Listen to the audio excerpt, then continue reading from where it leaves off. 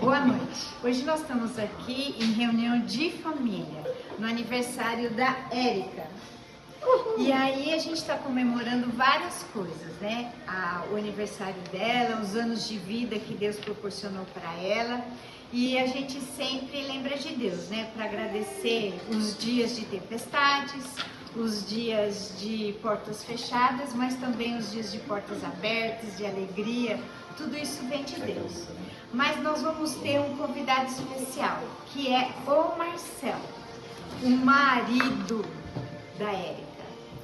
E aqui a gente vai conversar sobre uma experiência, um encontro que Jesus teve com ele nos Legendários. E Marcelo, boa noite. Boa noite. Tudo Dona bem? Lenise. Marcelo, eu vou ter que começar com uma pergunta Básica. Como é que você estava sentado, comendo? O que aconteceu com você quando você ouviu a primeira palavra, Legendários? Tem tempo ler. O Legendários começou comigo. Deixa eu pensar onde que eu estava. Não, eu estava em casa. Um rapaz, deixa eu pensar, acho que foi o Ricardo. O Ricardo que postou de uma experiência que ele tinha tido, acho que eu vi no Instagram, e eu comecei a ver o Legendários. Aí eu entendi como que era um pouco o movimento. Aí eu tentei 2 vezes, não consegui a inscrição. Aí na terceira eu consegui a inscrição em novembro para 1º de maio agora. 1º de maio agora. Que bom. E dia 1º de maio, então, você falou assim, eu vou. Mais ou menos. A minha montanha, Helenise... Nossas montanhas. A minha montanha, vou falar para vocês. Eu comecei a escalar minha montanha 5 minutos depois da inscrição. 5 minutos depois da inscrição. Sabe como? Não. Quando eu liguei e falei pra Érica, todo empolgado, eu consegui uma inscrição do Legendários. Aí ela, quem que é Legendários? Não tinha conhecimento algum do que era Legendários, não queria saber de Legendários, porque essa semana nós estaríamos na Itália viajando. E desde então, a minha montanha começou a ser escalada. E aí o que aconteceu? Uma série de contratempos para que eu não subisse a montanha. Montanha é o sentido figurativo do que é, né? Do que é falado. Legendários é só um meio, a montanha é só um sentido figurativo. Mas essa foi o início da minha escalada. Quando a Érica não queria que eu subisse. Porque ela achou um absurdo eu desmarcar a viagem da Itália para eu ir num tal de Legendários. Você acha que isso foi um chamado de Jesus para você? Quando eu fiz a inscrição, não. Quando eu fiz a inscrição, eu achava que eu precisava passar por algum processo diferente do que eu estava vivendo até então. Mas na montanha, sim. Aí vai isso aí. Você não sabia se era, então, né? Vamos dizer assim. Eu sabia que tinha um processo a ser completado.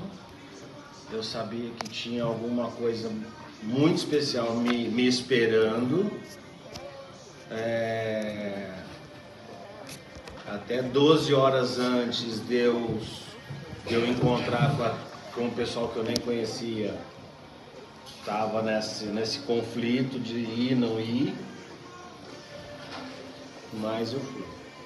E me fala uma coisa, quando a gente ouve a voz de Jesus, ela é diferente porque a ovelha conhece a voz do seu pastor. Você sentiu isso? Que era um chamado, que era uma voz que você reconhecia, que era uma pessoa íntima que estava falando com você? Você sentia que era uma pessoa que tinha amor por você? Como que você sabe, fala assim, é de Jesus isso, foi de Jesus? É assim, o que eu senti? Quando é de Jesus, a gente não tem dúvida, né? É, exatamente. Não tem dúvida. Então, o meu processo ali, acho que eu comentei com a Érica, foi assim, ele falou com muita intimidade, né, de coisas que só eu e ele sabemos, né? De quem te conhece. De quem me conhece bem, foi isso. Foi isso. Bom, aí, algumas vezes ao longo do processo.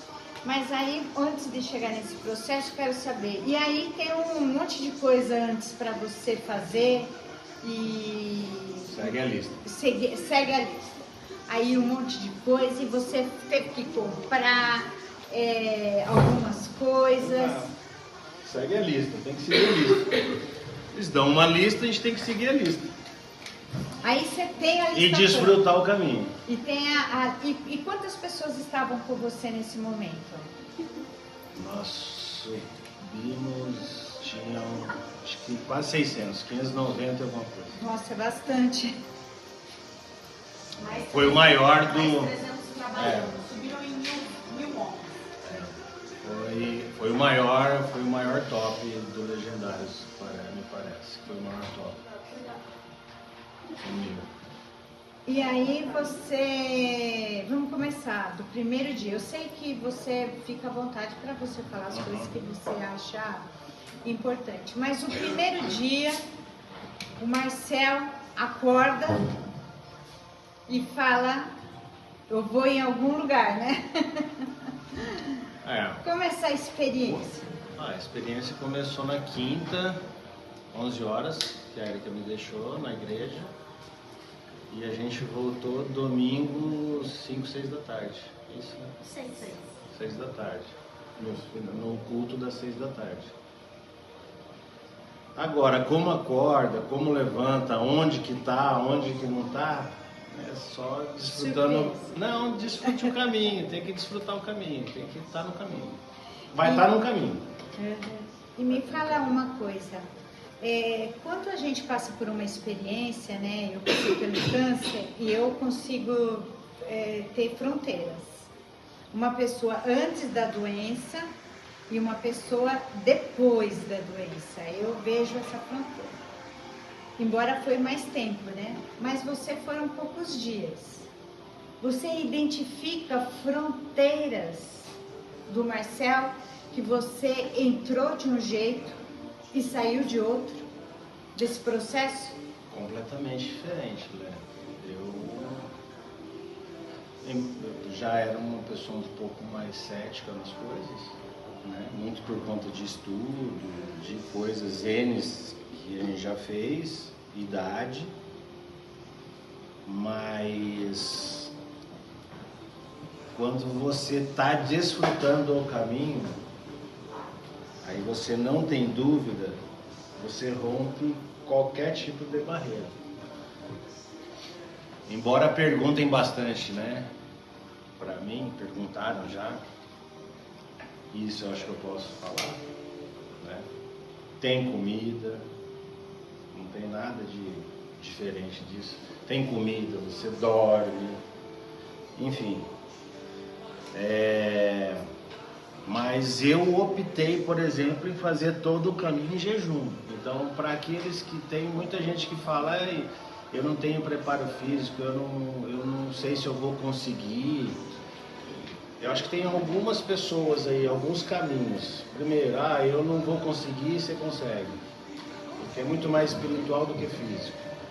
Eu passei todo o tempo só com água. E fui bem, fui direto. Só na água. Quem acha que sabe muito, é muito íntimo de Deus, só no meu time tinham 3 pastores. E os pastores, em tese, a gente olha, acha que não precisa de um monte de coisa, né? de nenhum processo desse. Então só no meu tinha. Então dentro de 600 deviam ter ali algumas dezenas de pastores. Então assim, eu acho que são duas coisas principais que limitam um pouco. E claro, né, depois que ficou mais conhecido o movimento guatemalteca, o movimento há mais de 10 anos, agora que chegou em 100 mil homens, né, é que deu um boom aí de ficar conhecido. E isso é bom, né? Já está ficando conhecido, sinal que quanto mais bate, mais cresce, né? Marcelo, tem uma pergunta. Quando a gente tem encontros com Jesus, né, várias pessoas dão esse testemunho, tem uma coisa que acontece, que são renúncias e arrependimentos. Às vezes o encontro com Jesus não é só sobre conquistas, mas principalmente coisas que a gente deixa para trás, renúncias mesmo, né? E o que você... Mas ele, na cruz, já nos perdoou. Não estou falando sobre arrependimento ainda. Eu vou falar sobre arrependimento. Mas eu quero falar sobre renúncia. Porque a experiência, né, com Jesus, ela muda o nosso DNA, né? O que você... Qual a sua experiência sobre isso? Você teve essa experiência de querer deixar algumas coisas para trás? Tudo que eu tinha foi um processo, né? É um processo de você deixar. Quando Jesus fala contigo, foi muito claro comigo, apontando o dedo, inclusive, em algumas coisas, como um pai, 2, 3 vezes. E o que eu consegui deixar lá na montanha já ficou. Agora, o grande processo da montanha é aqui embaixo, né? Lá é tudo tranquilo. Lá é tudo tranquilo.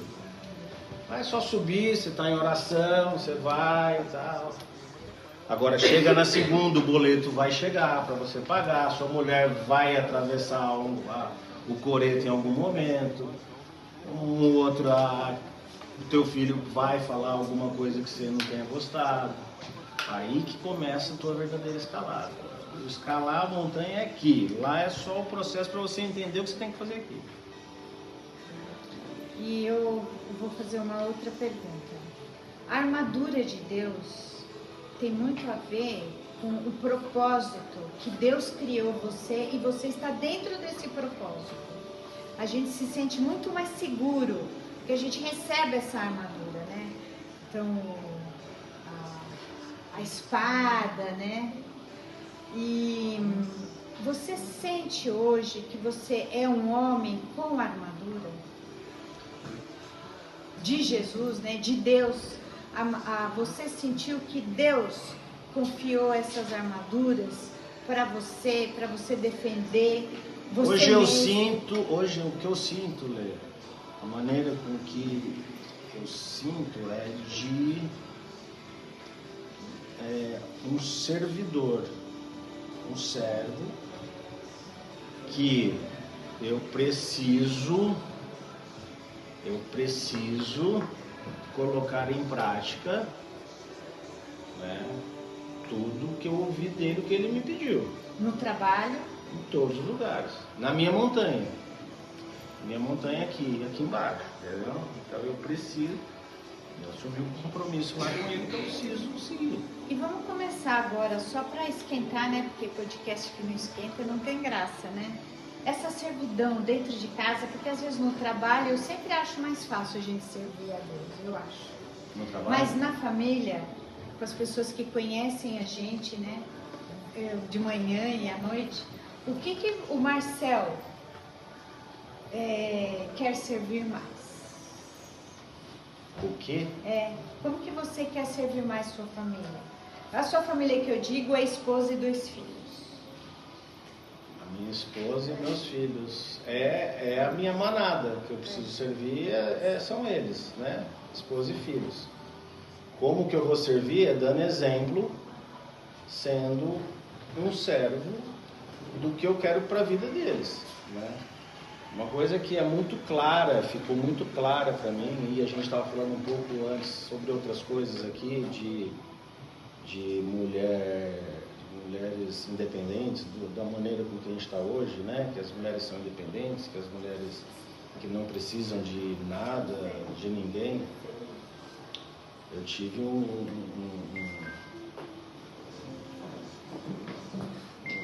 acolhimento, ou sei lá como que eu poderia colocar isso, um estudo, seja como for, que hoje a mulher que não está na submissão do homem é porque não é um homem de Deus.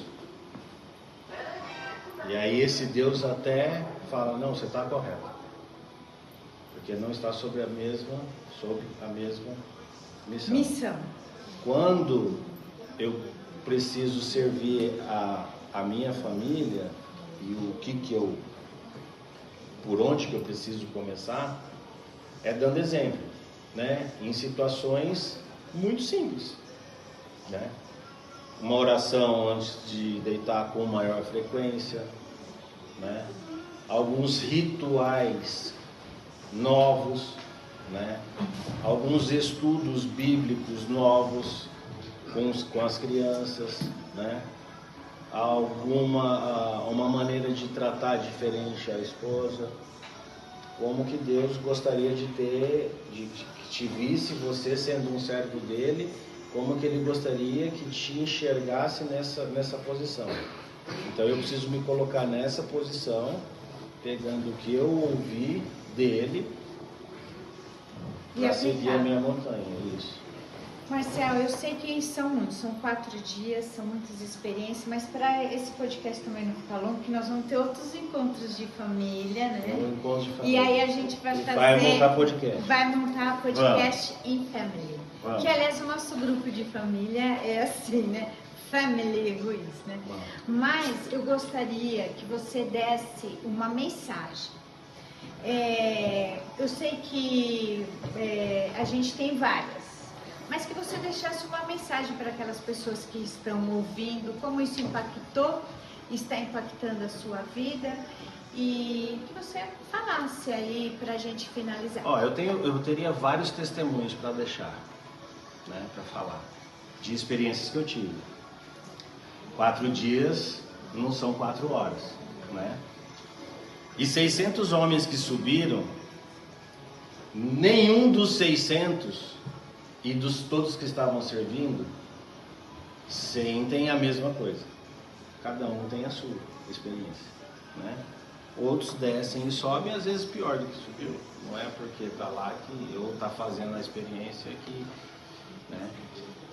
Mas assim, eu acho que a primeira e mais profunda é eu assumir a posição de sacerdote, de líder. Eu acho que esse foi muito enfático. É o provedor financeiro, espiritual, emocional. Na verdade, Lê, na verdade é o provedor do seguinte: eu te dei tantas qualidades, você usou para tudo, menos para mim. Até agora. Eu tenho que usar para ele. Amém. Gente, olha, é muito bacana essa experiência, e o Marcel é uma pessoa que a gente via isso nele. Tava ali, sempre esteve, né? Você sempre foi escolhido, né? E a gente fica feliz como família, né? E aqui a gente tá com a Fabiana, a Érica, a Natânia, o Rafa, a tia Vera, o Robson, o Alex, o Bernardo, e as crianças, a Larissa, a Isa. E a gente sabe que como isso é importante, né? A família